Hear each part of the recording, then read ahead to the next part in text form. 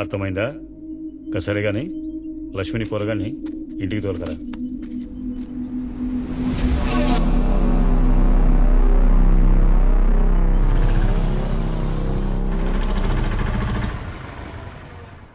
మస్తు ఆకలి అవుతుంది, అన్నం పెట్టవే.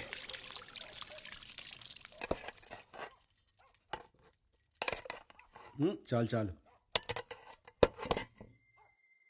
నువ్వు మళ్ళా గుడికాడికి పోయినావా? నీకెన్నిసార్లు చెప్పినా కదా దిక్కుకు పోవద్దని. ఏం కాదులేవే, వస్తుంటే మధ్యలో గుడి కనిపించింది, పోయి దండం పెట్టుకున్నా గంతే.